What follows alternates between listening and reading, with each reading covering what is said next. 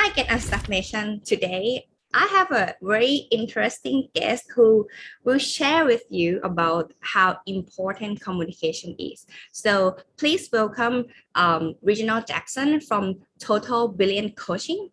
Coach Richie helps leaders and emerging leaders navigate the world of words to make them more effective communicators. We know that communication is the key to go forward, go backward, or even being the best self of today. So yeah, he also a host of the podcast called It's Hard Because We Say It Is. Yeah, don't forget to check that out. So please welcome Coach Ricky with me today to Get Unstuck Radio.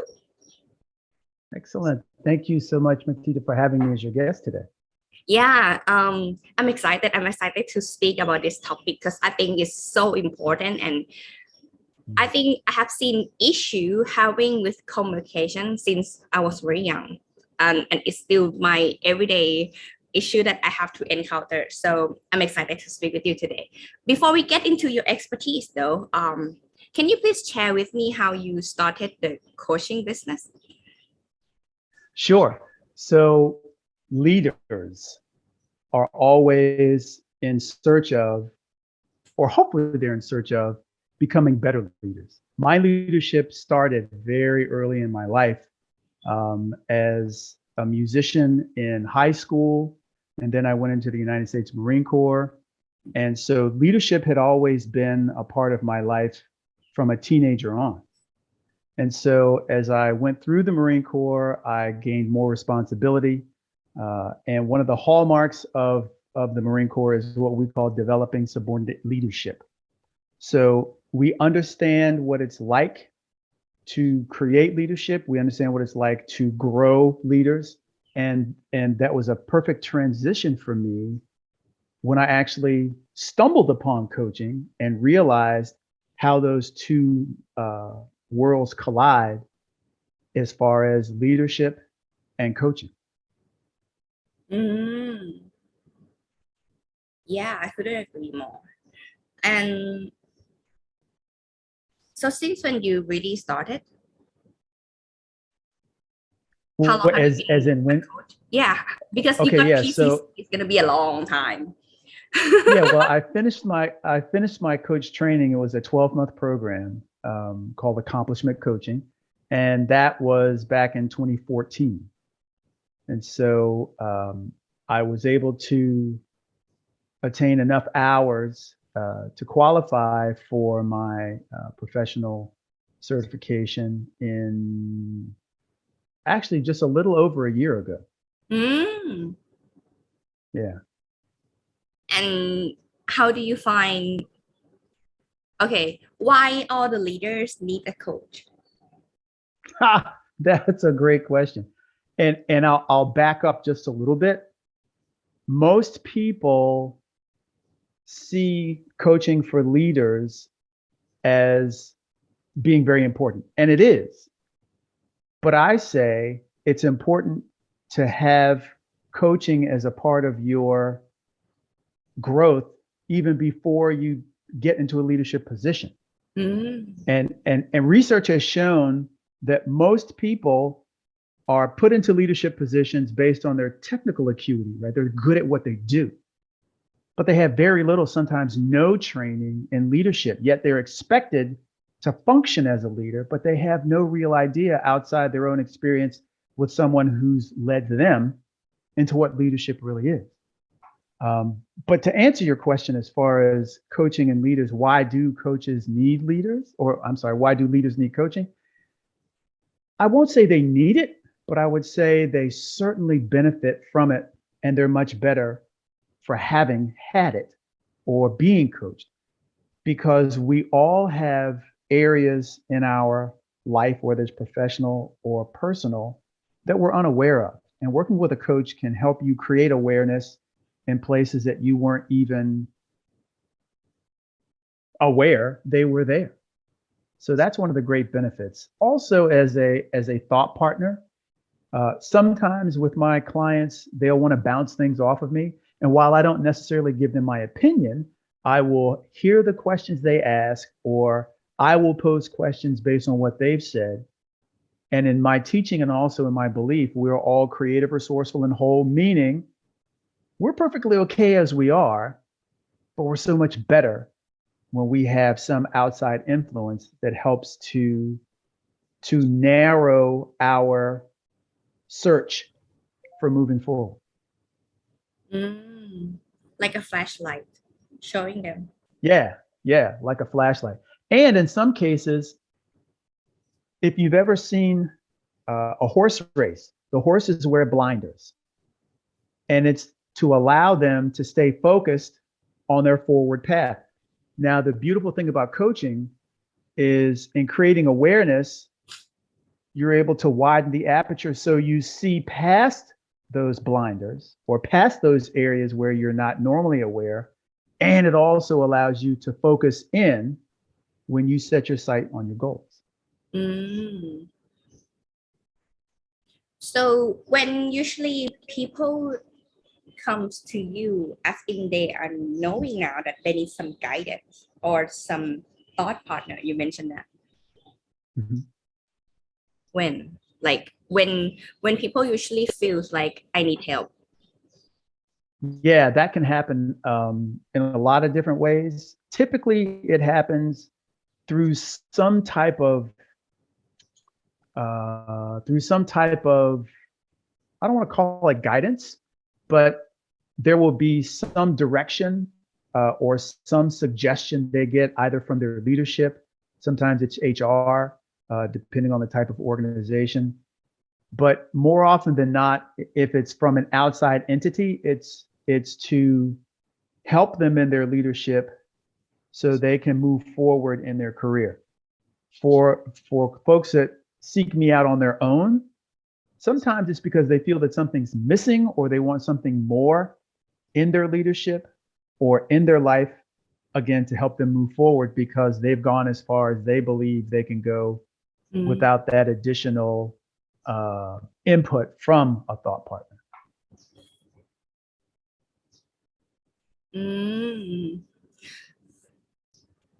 How important as in career progress, how important of communication, both self-communicate and communicate to others, that reflect on career progress, in your opinion? Oh, yeah, it definitely does. Because first of all, and I mentioned awareness just a few moments ago, but once you are aware of how words impact you, as in how your words impact you and how your words impact others, that gives you a better understanding of not only how powerful words are, but how meaningful words are and how you can use them in a way to be more effective in the way you communicate. Meaningful words and powerful words. Like, I believe that it's gonna be two ways communication, I guess, from the speaker and the listener. Like how these communication really works, that would encourage both speakers and listener to get, like, let's say, get unstuck from where they are and able to break through to the next level. How it actually works. Yes. So the first step in awareness is to have an understanding of your audience. And one of the ways I work with my clients is just to think of what's in it for them, right? Or as I have them say it or think about it as it relates to their audience. Their audience is saying, if I'm listening to you, what's in it for me? How can I take whatever it is you're saying or you're offering and it be of use to me? And so when you understand as the speaker what's important to your audience, that gives you a much better idea of how to communicate to them. Prime example, if you in an organization, if you're responsible for briefing senior leadership, or if you need to convey a message to the board of directors? What's important to them? What language do they speak? And how do you need to communicate with them in a way that they will receive it, they understand it, and it's important to them? So in some instances, they hang on your every word because whatever it is you have to say is important to them. So they want to hear what it is because it's something that is of benefit to them. So understanding your audience and the words that are important to them and the way you deliver those words is one of the things that I work with my clients on. I think what I have seen, one of the issue is that the priority of each person and the urgency of each person are different level. Mm-hmm. And I think that Mm-hmm. cause a lot of issue by understanding between each other. Let's say within organization as well as in the family as well. Yes, particularly in the family. One of the things that can derail a conversation quicker than anything else is emotions that run away with you. Mm. And when you're able to focus on the message, that allows you to stay on message. And I'll tell you exactly what I mean. So if your ultimate goal is to deliver information in a way that it can be received, that's your intention. When you align your focus with your intention, you are able to achieve your goal. So again, if your intention is to deliver information in a way that it's received and your audience is in agreement, that is what you always focus on. You focus on the words that are important to them. You focus on the bottom line that they want you to get to. You focus on building relationships and creating an understanding with them so that you're able to, again, align your focus with your intention and you will achieve your result. So actually, it's about the speakers who have to align first between intention and what is another one? Focus. Yeah, so they have to align their focus with their intention. Meaning that in general, we may not have the same focus as intention. Ladies, for example, Absolutely. that's happened a lot. And you know what? I'll give you a prime example. First personal and then professional. Okay. So and this is not meant to be disrespectful to either or anyone. Yeah. If your first response is to hear something and internalize it personally, either as an attack or something you feel you have to defend yourself for, that becomes then an emotional response. And so one of the really important things to understand about communication is what happens to us internally, particularly in the brain, as we receive certain messages. So I'm also a fan of neuroscience because I'm fascinated with how the brain works. And then there are different responses from the input, right? So let's say, for instance, I say something to you and it triggers a thought, which then creates an emotion. And now you're no longer focused on what I'm saying, you're focused on how you're feeling. And so if your intention is to hear what I'm saying, but your focus is on how you're feeling, then in my delivery of the words to you, there's no longer an alignment. And if I notice you have now become emotional, and I won't give much description to the emotion, but if I'm noticing that you become emotional, whether it's your body language, your facial features, crossing your arms, whatever the case, I'm no longer at times focused on the information that I want to deliver, which is my intention. Now I'm focused on your emotional hijack, and how do I fix that, or how do I calm you down? So now neither one of us are focused on our intention. Um, Yeah, on the message, right? and how, what it should be then? I'm thinking along with you with this scenario. Yeah, What it yeah, should be then? Like, should we fix the emotional roller coaster or the storm that coming first, or should we get things done first? Absolutely. Well, we should absolutely address what's going on, because we won't be able to move past that. So let's say, for instance, I notice now something is wrong. I don't know what, but your response is not the same. Your body language is not the same. So I need to immediately address that and say, Matita, I'm noticing something different about your presence. And I'm wondering if there's something I've said that may have been either upsetting or confusing to you. Mm, that's so good. That's so good. Like, it's actually showing care in a positive way.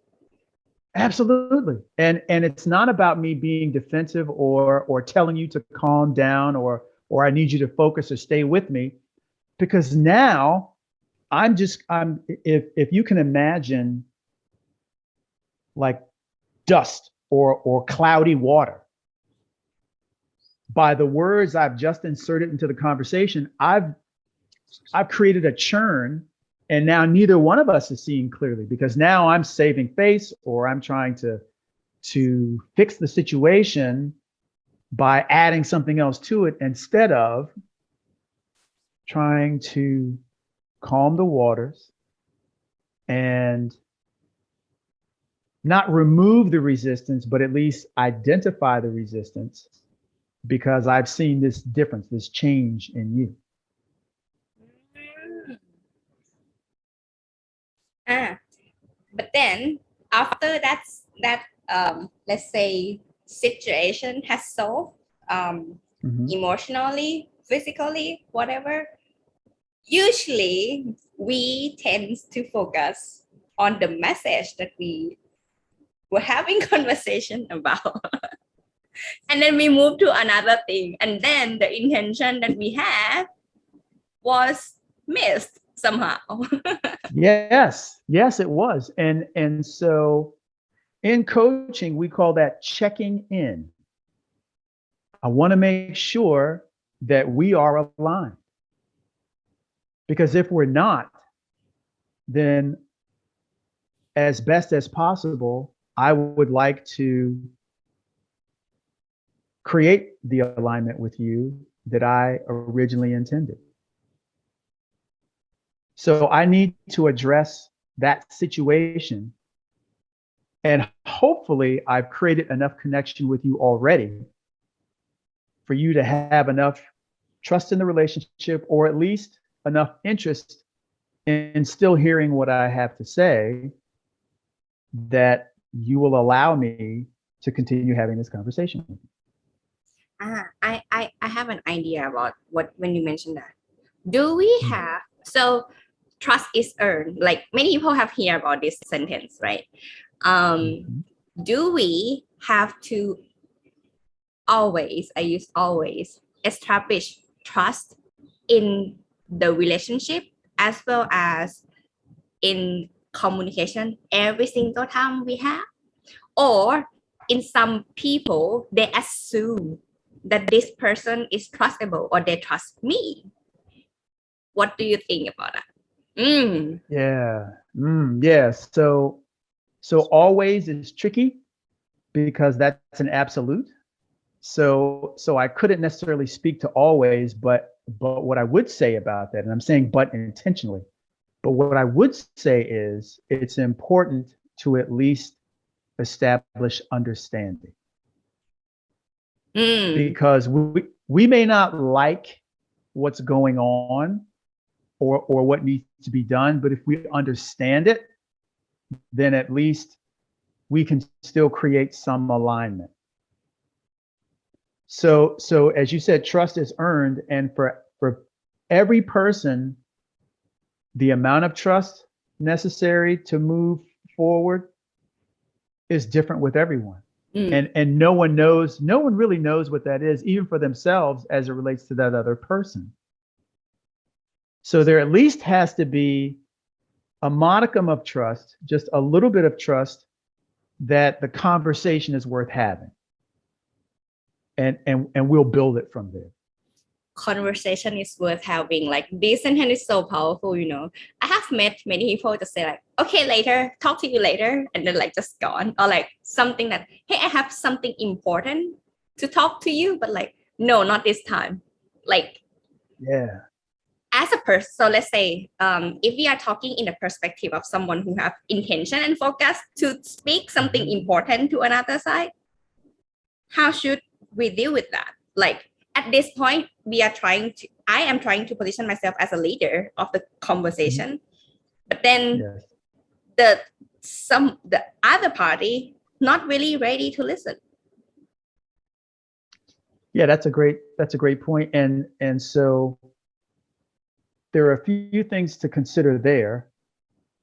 Was this a planned meeting, right? Did we plan to have this conversation? So did we both set aside time and agree that at that point in time, just as we're having a conversation now, right? We agreed that we would have a conversation. I would also say it's important, as far as checking in is concerned, it's important to find out or to check in, hey, is now still a good time? Because there could have been something that happened just before you and I got together where you may not be fully present. You may be thinking about something else, or for whatever reason, right now just isn't a good time. And I need to be open to that because I have no idea what has happened in your world up to the moment that we came together for this conversation. So I always want to check in to say, I know we're scheduled to have this conversation, and I just want to make sure if now is still a good time for you. If anyone listening until now, I think they know that asking questions are not the problem. Like, if you ask to make an understanding, I think that's actually give you a positive outcome, most likely. Yeah, absolutely. And I'll give you a prime example. I actually met with someone today on a discovery call. Some people call it a chemistry call. And this is a new leader, right? And he said, when I was responsible just for my own work product, I knew how my performance was going to be measured. But I'm not quite sure how my performance is going to be measured now that I have this new position. So what should I do? And I said, well, that's really simple. Let's cut to the chase. If you want to know something, what do? You ask. And I said, you already have the question because you posed it to me. So whoever you report to directly, if that person is responsible for measuring your performance, then having a conversation with them, if it's something you're not aware of, having a conversation with them about their expectation for your performance and how your performance will be measured and evaluated is something you'll want to know. Because clearly, when you were responsible for your own work product, you knew how your performance was going to be measured and evaluated. Interesting. We usually overthinking at something that in front of us. Absolutely. Absolutely. And you know, the funny thing is, it's like you walk into a room and you turn on the light switch and the light doesn't come on. And there's so many different things that go through your mind. And I would say, well, let's start with troubleshooting. Right? Like the last time you walked in the room, did the light switch work? Yes. Okay. So the source of power that lets you know electricity is going from the switch to the light bulb is what? The light bulb. So check the light bulb, just as an example. So the path of least resistance, or the first point of action, should carry us to, just like you said, the simplest thing first, because we oftentimes do overthink. Yeah, I understand that our brains tends to love complexity so much that we think for the worst first instead of for the Oh, easiest. yeah. Yeah. Like, well, what if I do, no, like, I'm going for this promotion or I put in an application or whatever the case. What if I don't get the job? What if you do? Mm. And the look on their face is like, I never thought about that. It's like, okay. So let's examine that. What is it that has you think as your first thought, what if I don't get it? Let's go back to aligning your focus with your intention. What's your intention? To get the job. Where's your focus? You're not getting the job. So there's misalignment there already. Mm. Let's say, for instance, it's an interview. Oh, I hope they like me. I hope I don't bomb. I hope I do well because I really need to do well here. Okay, well, what's your intention to do well? What's your focus? If your focus is being unsure, or if it's not in alignment with doing well, then chances are you probably won't. I have a thought again. Thinking about we are I think the scenario we are having here are those who sincere, who are really straightforward, let's say, like speak what they think. But if we encountered those who not speaking the truth, doing just so to pass by, Hmm. we can smell fishy stuff. Like let's use me as an example. I can smell fishy stuff, but I cannot prove that. How can I use effective communication to enlighten myself and surrounded people, or like a co-worker, let's say? Okay, so what can you do? I want to make sure I'm understanding you. What can you do if you sense someone is not being sincere? Is that what you're saying?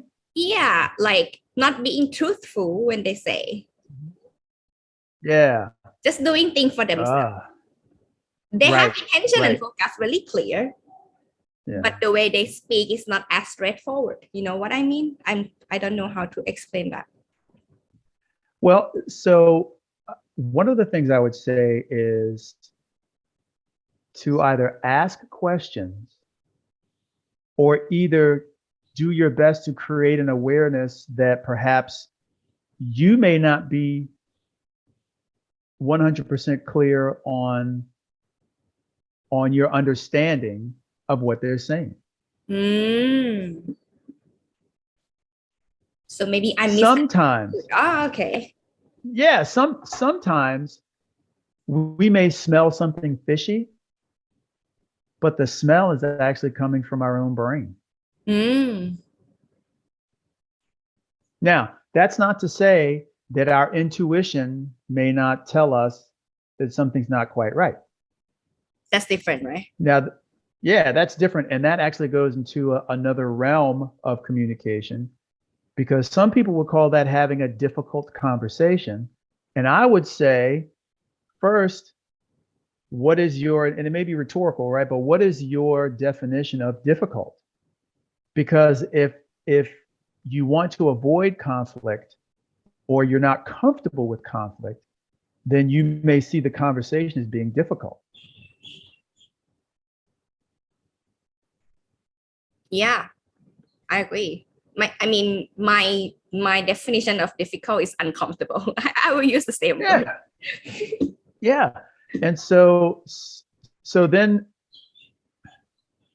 we need to ask ourselves, what is it that makes this uncomfortable for me? Some people see themselves as people pleasers. Some people see themselves as having difficulty saying no. Some people want to be liked. There are different reasons why uh, having a conversation, stating your truth, saying what's true to you makes you uncomfortable because of how you anticipate the outcome. Mm. What if they don't like me? What if they don't like what I say? What if they don't think what I have to say is important? It could be a myriad of things. But unless you examine the root cause of your discomfort, you will continue to remain uncomfortable in many situations with many different people, and it may point to only just a few things. Right? It may be only a few things that make you uncomfortable, but they manifest themselves in so many different ways with so many different people, and you never think past the discomfort. So you will see these conversations as being difficult, and sometimes you may even avoid them. Maybe it's asking for a raise. And if you want to ask for a raise, but you are afraid you'll be told no, or whatever, right? You have no idea truly what the response is until you get the response. This is how you name your podcast, isn't it? It's hard. Yeah. It's hard because we say it is. Yeah. Henry Ford said, whether you think you can or you think you can't, you're right. So if you say, I won't ask for a raise because I'll just get belittled, berated, denied, what have you, you're right. And any question you don't ask typically has the same answer. No, because you haven't asked it. Now, does that mean there are times where, your boss, supervisor, whomever could say to you, based on your production, let's say, you're getting a performance evaluation. You've done a really great job, and, we want to reward you by increasing your salary. That happens. But what if it doesn't happen? Or what if you believe your performance is valuable enough or high enough, or has put you in a position to where you feel as though you should be compensated monetarily more so than you are already? Well, if you have supporting information, documentation, data, and you can say, hey, for the last 3 quarters in a row, my production has been so and so, I brought this much business into the organization, or my team has grown, we've delivered projects on time, under budget, et cetera. Whatever the case happens to be, if you don't sell yourself, or if you don't present your case or the situation, if it's asking for a raise, if you never ask, chances are you might not get it. All because you are afraid of the response.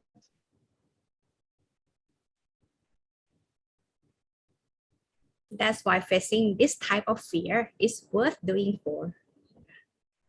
Oh yeah, and back to your earlier question about leaders and coaching.